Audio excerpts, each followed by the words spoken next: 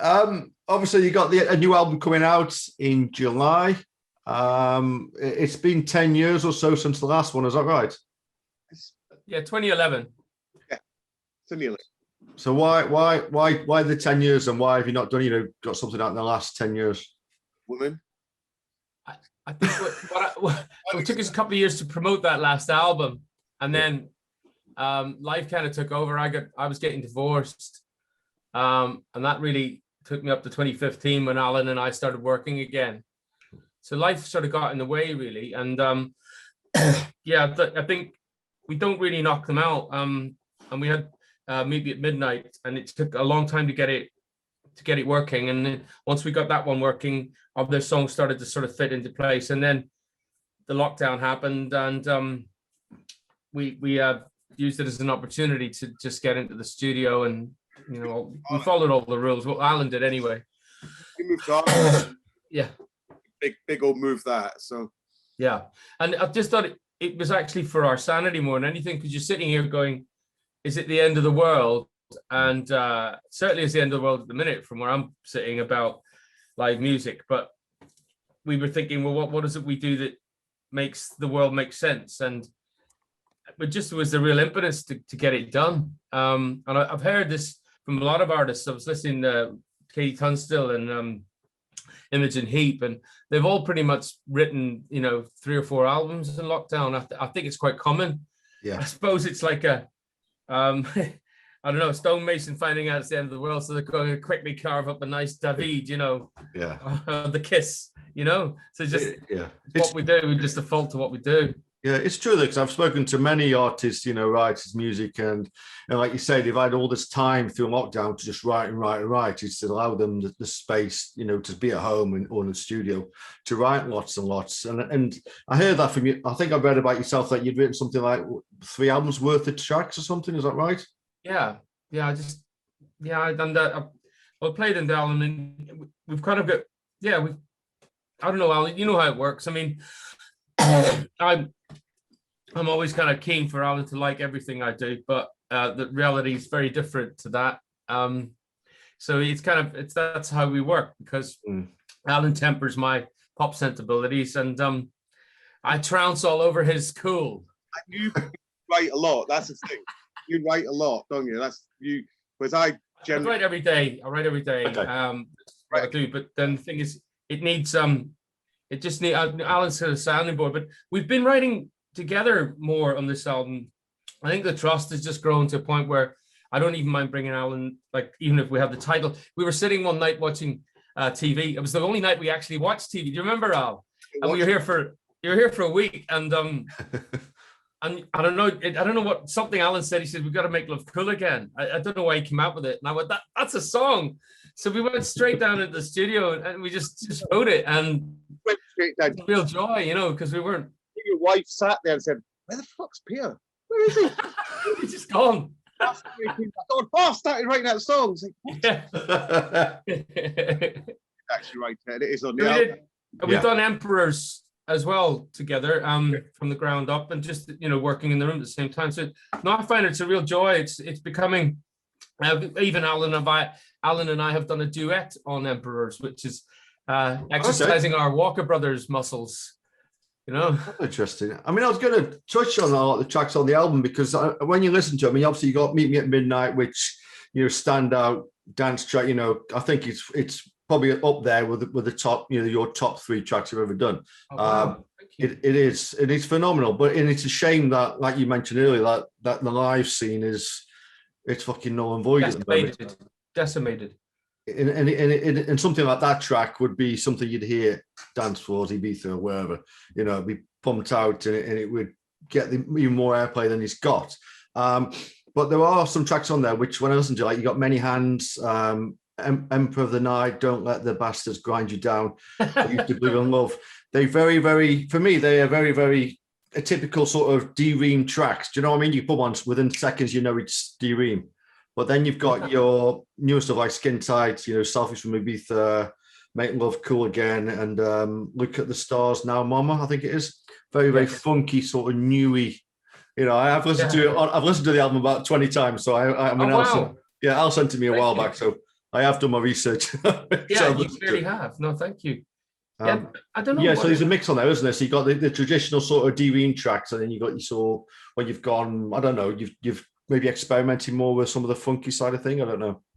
Yeah, I think it's just we did more than just the 10. We tried out, I think maybe the same amount again, and some were working, some weren't, and we just went with their instincts and just go with what we get excited about. And I like that. I like we're kind of a bit magpie like, because some of the elements of Midnight, people have been saying Moby, and I said, well, yeah, that's fine, because that's how that song sat at its best. Otherwise, and then the other thing I said to Alan was, look, you know, I'm just into writing the songs now. I'm not going to try and write the beat that's going to put my finger on the pulse. Those days are gone for me, and it's best to just let Alan and his people do the cool stuff for the clubs, and you know, I'll just work on the words and melody. And I think that division of labor kind of turbocharged things, because we were able to get a lot of things up and running pretty quickly. But those odd adventures, like Look at the Stars, and I'm just playing around. Alan has got Field of Dreams, and he was playing me. I was listening to his radio show, because we're not together and we're not going clubbing. So it was kind of like standing by the DJ booth for me. And I was listening to it, and he said, I did this backing track to go with the song, and he says, you've been listening to my show, and I said, yeah, I have. So it's just firing it back and forwards, you know, because he'd always say, check this out, this is really, really good, what do you think of that? And I try and either emulate it or steal some ideas from it. Yeah. And that's how we just open a dialogue, musical dialogue. I was just going to say, I mean, if people watching this now or reading this, whatever, they'll be thinking that Alan doesn't really speak much. I mean, I know Alan never shuts up. I know, but you obviously, you know. You've got with these screens, because it comes in and out, you don't know who's hearing what. So it's just, and Pete does like to chat. But you do. He always says, I do, exactly. But sometimes I try and be a little bit quiet just to give him a moment, because otherwise I say, bloody hell, you hogged the microphone in that one. So you know. I remember Janice Long interviewed us, Alan. Oh yeah. And she went to me, that's enough of you. Can I have a word with Alan, please?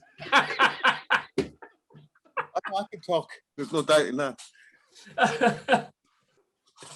But can I just ask you, Alan, then, Meet Me at Midnight, that was down to you, wasn't it? I think, you know, being on the album or coming out, because I think I read that Peter wasn't too keen with the track itself, but then obviously you sort of... Earlier, 2015, we started that. Yeah. But when then we sort of not parted of ways, but things happened with me as well. And for me, I'm really glad we started, because I always thought it was one of the best tracks we ever did. And at the time, I knew it needed work, but it was there. So we that was for me the catalyst to make sure we always got back together. You know, it's quite easy sometimes just to say, oh yeah, whatever, blah blah blah, and not do it. But we did, and finished it. And then by say roll on to 2020, and we've been holding off because everything going on, but putting stuff out. We hadn't finished the album anyway.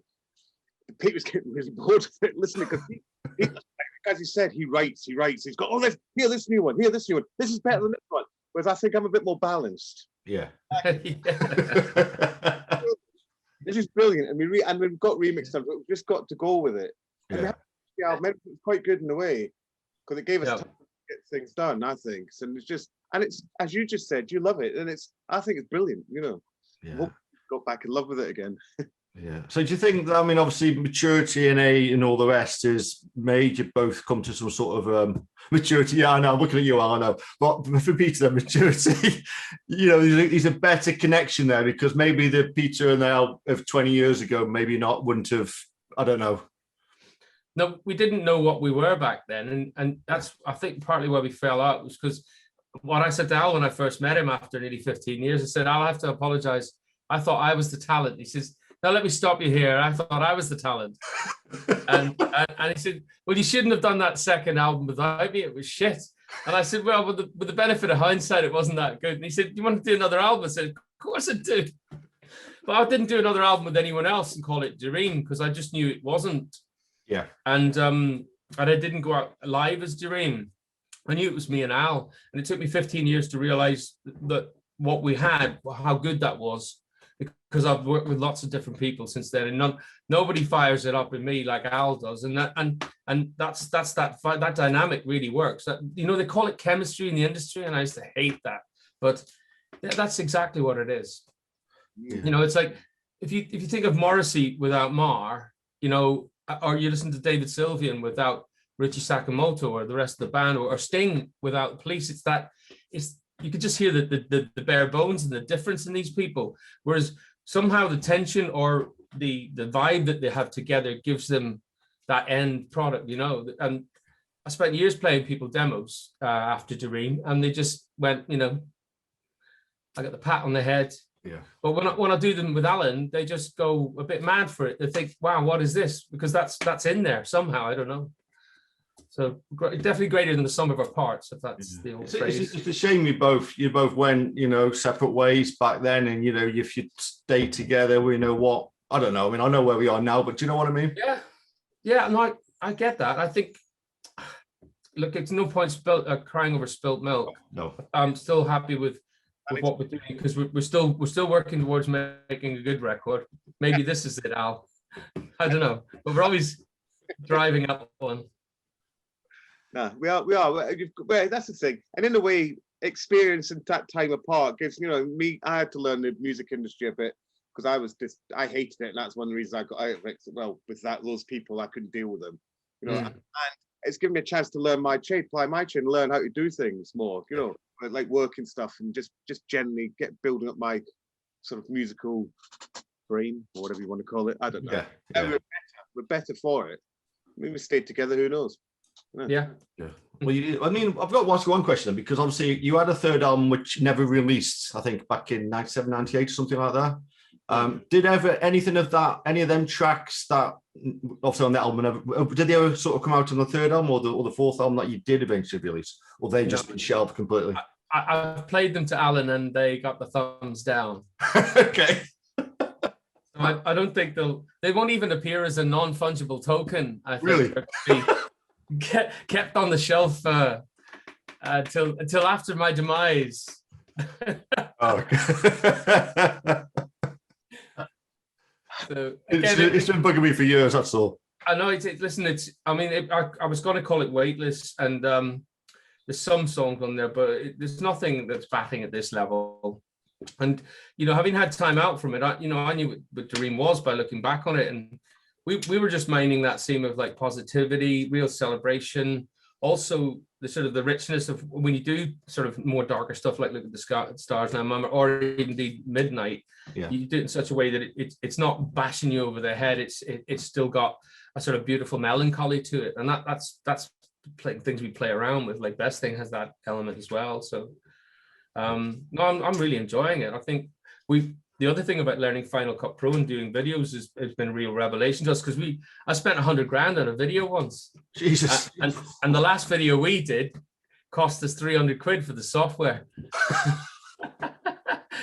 Now I know what those guys are doing. It's like, you know, you go to the shop and the mechanic looks under the bonnet and goes, "Oh mate, it's going to cost you." Now I know I've properly had. Won't we, Al? Absolutely. And properly had. And we know we can get better with that, and maybe learn, you know, it will cost a little bit more with extras and stuff, but we'll never be paying that. Well, we can't afford it. Are we going to call ourselves God Awful and Cream or something? Was it? Yeah. I don't know. Yeah. So with the album, I mean, was it all planned then to get this album out, or did you just, I mean, I think I may have asked before, or sort of tried to ask, but you know, did you sort of plan this album that was going to be done, or did you just sort of do the tracks, and then give yourself a week or 2 weeks to just get it all down? Oh, I mean, I think the plan was always to get an album done. Okay. That's long, because actually Pete had a lot of songs, and then we wrote some. We were always going to try and do it. Lockdown sort of slowed it down, but I mean, I don't know, nowadays albums, it's so weird with how things work now. People put, you know, tracks out, and there is an album, but it's not an album. But we're old school, so there is vinyl, there is a CD, and we want that, so we can see the artwork, so we can look at it and just say, yeah, that's ours, and have it. And that's, so yeah, we were always, it would have been nicer if we'd been signed by one major label for a couple of million or something. That would have been lovely, but obviously completely unrealistic. So, so we can do it ourselves, so, and we will do it ourselves, and we are doing it ourselves. Yeah, you are. Yeah, and the thing is, it's much more. We know what's going on. You know, we've got very realistic expectations, and we just want to get out live and and hopefully, if it's not this year, then in next year, by the time the albums have begun to, you know, resonate with people, we'll get more work, hopefully. Yeah, because the whole industry's changed, hasn't it? Whether it be listen to music, how you stream, you know, you stream music, or even when you go to a club. And I know, like on the album, you've got Selfies from Ibiza. When I was last in Ibiza about 4 years ago, it was just perfect females, you know. Yeah. Models with a bloody camera there taking pics themselves constantly. I know Al's obviously seen when he's been DJing. Yeah. It's a piss take. I mean, but then again, it's you obviously singing about modern times, but it must annoy the hell out of you how things have changed. It was originally it was called sorry, give me a moment. She was selling postcards from Ibiza, and I had our backing singer Levane Maximin, who's is really quite black, came out of the water up when we were in the south part of the island, walked straight up to me with her bikini on, looking like the girl out of the Bond movie, and said, "I wish the Spanish would keep to their side of the island." And I was like, Levane, this is their island. What? I just thought that's how the Brits see themselves abroad, you know, and it was kind of that thing, and I played around with it for ages, but I was like, oh man, it's like, it sounds like an indie band, you know, that's kind of that, you know, it's a bit of a whinge. Yeah. So when we changed it to Selfies, it began to make much more sense, because then we could just play around with hot bods and nightclubs and TikTok and who cares and all that sort of stuff. So it's just a gentle kind of observance, almost like Suzanne Vega would be doing with Ed's Diner, you know, that kind of vibe. Yeah. Gentle observance. Gentle observance. We won't say him here. That would have been made very obvious. Yeah, I'm sipping a cocktail with a Woody. I've got to ask you, Al, then, what's your biggest gripe now about when you're DJing? I mean, obviously, not to do with the music industry, but when you're DJing and when you could DJ, obviously, because I know obviously now things are different. What's your biggest gripe, you know, for now compared to say 20 years ago? Don't get paid as much. Yeah, fair one. I went off it a long time ago, to be honest. No, I do love DJing. I like party. I like parties have been parties, as you go back in the day, where it was just people there dancing, having a laugh with each other, getting drunk, whatever. I love it. Now, I just say that whole thing, people got heads over. Well, you always had people, but that's all that with cameras on and watching. It's just, what's it about? Just enjoy yourself. Yeah. And people to go and look for what I can see with the young kids nowadays. It's all about the grooming, and I know we always like to look good. It's just awful. Yeah. It's just and it's just. I'm just wondering, with the rise of the mobile phone, you know, how much people really are engaged with the real world. You know, we've done shows, and I couldn't believe it when I saw how many people had their backs turned to me in the audience, and they were filming themselves at the gig, and I was like, it's just so surreal. It just doesn't feel right. I don't know. But then we're showing our age, because when we were back in the clubs, everyone was just like, you know, by that, you know, and they were just into the vibe, right? They were right present with you, and we enjoyed that moment. And I mean, you know, but it's involvement, though, isn't it? It's involvement. Yeah, it is. I mean, look, we're old. We're old. Maybe that's the way kids like to do things now. I did a party. The last party I did was the 29th of January 2020, and that's the last part I put on when we had Paranoid London playing, and it's a lot of a new crowd for me, a lot younger. Yeah. Had it, and it was a real refreshing. In fact, it's really great. That's my last party, because it was really refreshing to see these kids really enjoying themselves. It was full to the end. It's quite acid house, and they were dancing and really having it off. And it was, you know, also if you can, but nothing like what you see. And it was just refreshing for once to see. So there is a scene out there. Okay. Like that, it's just so posy and stuff, and that's, you know, all that R&B stuff and all that rubbish, and it's just crap. I like what I call proper music, underground, having it, and these kids were doing it. Yeah. You know, it's great. So there is hope for them. Yeah. Maybe you and I should go out again, Al, and just have it and show them how to do it. Eh? You want to go and get a video done for a selfie when we? Can I carry your records, Al? Can I carry your records? So I've got to ask you both, and it's a bit of a silly one, but what's the funniest sort of story you've got from your music days, or that we can sort of publish, or you know? Oh yeah, that's published. Well, mine. I was in one of them. I was in Belfast with the band, the live band. Alan was in London DJing, and I had my clothes made for me by a clothes designer called Willie Hunt, and he made my trousers 2 inches too short in the gusset by mistake. So you know, dancing, if you got dancing pants, you're supposed to have elastication in there. That wasn't in there either. So at one point I did this big sort of man hoover as a knee slide right to the front, and the whole thing popped. And I always go commando. So the Belfast Telegraph the next day said Ream singer hits B note. I don't know if I'll ever live that down, but you know, that's just one of them. But the girls at the front got quite a view. You know, someone said she's working into the act. I said, well, I don't know. Just like, what about you, Al? I'm trying to think publishable stuff. All my stories tend to me getting really drunk and noising people up. You know, like no, not really the most pleasant thing. I'm trying to think of something that's just like highly amusing, but it's just. Well, from my point of view, the time that you were in, were we in Texas? Oh no, that was Dallas, Orlando. yes, and you managed to pull this amazing looking bird way above your pay grade, and you just went off with her, and the next thing I know, her boyfriend turns up or something, right?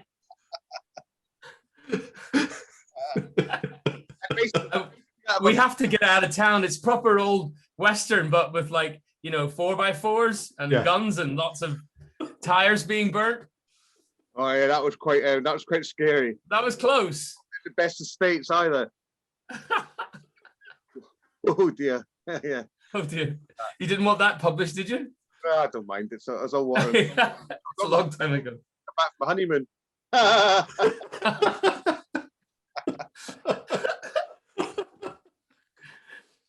So getting back on track with the album, then it's out in July. So what have you got planned? Have you got anything sort of lined up? Because I know, you know, things are starting to open up again now, aren't they? So we have a gig on the 2nd of July, and if it's on in Sunderland, Cubics.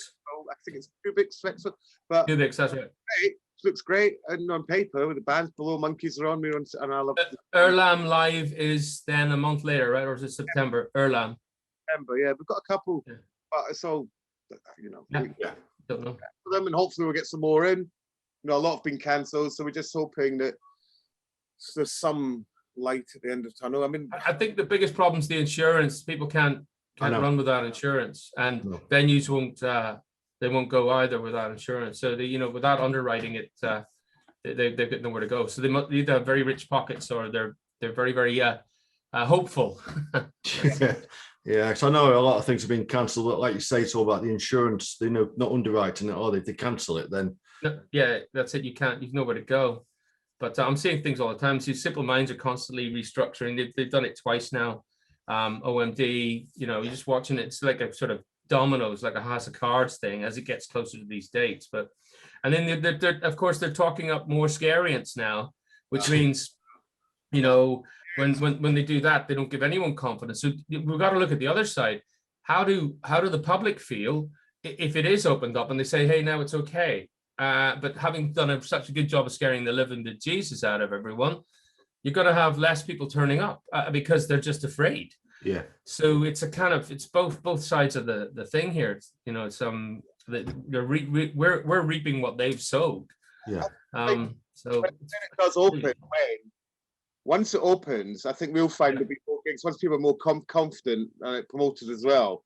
Once and then the gigs, I think you'll probably find some gigs will come in. Although we're getting to that end of the year thing, where especially around getting colder and colder, so you're not going to want. Yeah.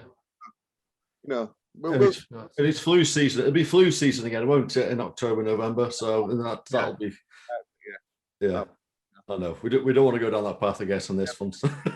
Yeah, well, I think it's interesting because if your only solution to a virus is lockdown, and they do the same with the next virus that comes along, then I'm afraid it'll either take a change of governance or a change of science direction to change what we're doing, how we're doing this. Yeah. But you know, I just want to get people happy. I want to be back there doing what Alan and I do. We love what we do. We love entertaining, and all that negative stuff. I mean, I'm just going to be so going to be double peachy keen to get on stage and jump around and be, you know, in the vibe, in the moment. I'll be double shifting myself like I always am. Yeah, no, Alan's done really well, you know, Carl. He's learned to put his hands in the air at the right moments now, whereas he used to keep his hands in his pockets. I'm not doing it. And now he's like, okay. Oh man, I can't wait to see you live, because this is justice listening to this album, you know, on the speakers. But I think live it'll be cracking. You know, it'll be injustice if, you know, you don't get to, you know, do it on tour this year. Fingers crossed it will, because we're gonna keep going. We're on the long game, Al, right? We're on the long game. Yeah, we are getting old. How long we can go. I know, but you still got it in you guys. I mean, you've done remarkable with this. I really did enjoy listening to it. I did. Thank you. That's cool. Well, we're proud of it. Yeah, well, you should be. I mean, you know, that's true. I mean, you put a lot of effort into it, and you know, and I just think, yeah, you've there's, especially Meet Me at Midnight for your start, you know, your opening track of that album. Yeah, I love it. I do. Enough applaudis for me. Thank you very much. Wow. It's always good to have a little bit of a G up. Yeah. Well, thank you for your time, guys. Yes. Oh, that's great, Carl. Thank you. Thank you. You've hardly changed a bit. No, I'll cut it now. Yeah, no. What, you don't think I think it's still the same? It's a remarkable observation. Like, look at that hair you've got. You don't do it too different, Al. I mean, it's just you took the moustache off, you probably knock about 10 years off. Yeah, Peter looks healthy. Peter looks really nice. I'm more than help. The thing is, I'm refusing to let Alan wear a string vest with that mustache. Yeah, that's gonna be too scary. I was going to call him Carlos or something. You know, that's it. Carlos Mackenzie. That might stick out. I like it. Well, you use a fucking sombrero. Give me ideas here. I've just finished watching that Narcos series, so you're giving me ideas. I'm not. Seriously. Oh. What's your Wi-Fi code? What? Wi-Fi code. I'll do it in a second. Just do it. Sorry. My mate's telling me. Not kittens or children. You're all right. No, my mate wants the Wi-Fi code. He's he's older than me. Brilliant. But no, are you better though from the illness the other week, Pete? Oh yeah, thank you for asking. Yeah, I had I didn't mean to ask you before. Sorry, no, I tested positive about 3 weeks ago, and I had a really bad 4 days where I had stiffness in my back from my lungs, and I had no energy, and I lost my sense of taste and smell. But as Alan will tell you, I was just about to say, he said I never had a good sense of taste, so that's okay. That's okay. And yeah, it came through it, tested negative last Monday, and then just got on with our lives really. So no, I'm happy I've got it, and I'll have the antibodies so we can go on about our business, you know. Yeah, I know. Yeah. It's just a shit time, so you know, it's whether you're for it or against things, and it's a fucking it's so divisive. I mean, the whole thing's become really divisive. Yeah. No, it is. I don't like that doing that to people in the country when we're trying to pull it together after the Brexit thing, you know. It's a double whammy, you know. Well, what a time to be alive. Yeah. Look, Dr. Dream gonna make you feel better. How about that tagline? That's it. Doctor, yeah, I like that. I do. I like that. I'm going to use that. Cool. Dr. Dream, man. Yeah. So what do you? I mean, I might edit some of this in. Actually, it's quite. I like the off chat because sometimes he makes better than some of the questions. But yeah, fair enough. What have you been getting up to the last 12 months? And that, you know, as for normality, apart from the music industry sort of stuff. For me. Yeah. Anyway, well, both. Well, yeah, both. One of you. Yeah, Al first, or yeah. Got a horse and she fell off once. I ended up with a shovel of shit for 6 weeks or something. That was nice. Got me out of the house at least. Apart from that, making music, I've been getting on well through the Dream stuff as well, and obviously the Ream stuff. And having to do it myself, actually, it's been quite a thing. It's a learning process. I mean, I had a rough idea of my own label, but when you're dealing with a bit more bigger stuff and just because we don't stream at the moment, we're not streaming. Okay. And so having to sort those fuckers out, Amazon and well, all of them. Yeah. You don't want to stream, but even using aggregate, then everyone just assumes you want a bit of streaming. You say we don't want to stream, but you want a bit of streaming. No, we said no streaming. And then you go through the whole process, then and you get no streaming, and then the fuckers make it as difficult as possible for anyone to find your music. They're absolute wankers. Yeah, it's really crazy. What about you, Peter? What have you been doing for the last 12 months or so? Well, I moved home to Ireland a few years back to look after my folks, and my mum passed on, and I'm still kind of looking after my dad. Sorry. He's 85 now. He's an ex-sailor. He's from Didsbury, originally in Manchester. Okay. Yeah. So he's got loads of old stories, and you know what's brilliant this week, Al? You'll love it. It was a lovely day. Instead of sitting there crying about my mum being gone, he got into a cab and took himself up to his favorite bar called Sandino's, where they serve his favorite rum, which is Pusser's Navy rum. It's about 56%. Wow. And he had several of those. And had himself a good time chatting up the ladies. Oh, wow. Yeah. Well, 85. Good for him. No, I thought like good for him. And then I've been building this house as well. I bought a cliff house overlooking a beautiful lock out there. And I want to tell you, it's been a really good creative move for me. And just certainly during Corona, we could get over here and socially distance and be in a bubble and work and all the other stuff. Within the rules, and it worked out really well for us. I've built a studio in the basement, and I'm gradually doing some bits and pieces, doing it up. But it's been a labor of love. It's a 140-year-old house jammed into a cliff, so it gets a lot of weather. Wow, it sounds impressive. Have you got it in any like arty-farty magazines like Hello or whatever? There's a Metro article coming out. I think just around the time the album, they came over and they took photos of everything pretty much. So yeah, that'll be happening. And I think the Irish Times are doing something in their property section as well. So it is a beautiful old house, and we're doing it up rather than ripping it apart. We're just working with all the features it's got, and we're trying to shore it up because it's just so full of damp. But we've got nesting house martins. I can send you some videos if you want to see that. I've kept them. I don't challenge them. I just let them do their thing, and they make a proper mess, but they're just so gorgeous that I've got some of mine. I've got a 300-year-old barn. It's part 200, some of 300-year-old barn. Lovely. It's been up, and I've got house martin nests, like you say. You've probably got the same, and they make a gorgeous mess. Gorgeous, but the mess they make. It's a seasonal thing, but the thing is that the joy they bring me is 10 times what the mess is, and I'll just deal with it. And they're protected, I think, now as well. So we've got to look after them because they've made it all the way from North Africa, from Morocco. They're summering with us, and they always come back to the same little houses and stuff. So part of the swallow family. Yeah, they're cool. I mean, I live on the coast as well, so I'm very similar to what you probably got, but I'm not on a cliff face. I'm about 600 meters from the cliff face, but I'm not too far. So, lovely. Well, we'll have to do a thing where maybe we come stay with you if we're doing a gig locally, and you can come and stay with us. And honestly, check it out. Well, no, more than welcome. I mean, I'll have fun, more than welcome. Well, we can play loud music here too, and we've got no neighbors, and it just really works. Same. All right, guys. Well, thanks, Co-op. Well, nice. Thanks for your time, guys. Yeah, and I'll get this all sorted. But I think the album's next month, isn't it? So July 23rd still. Yeah, it is. Yeah, no change. Okay. I'll get it in, be on buzz and all the rest, and so I'll sort this. Nice one. Right.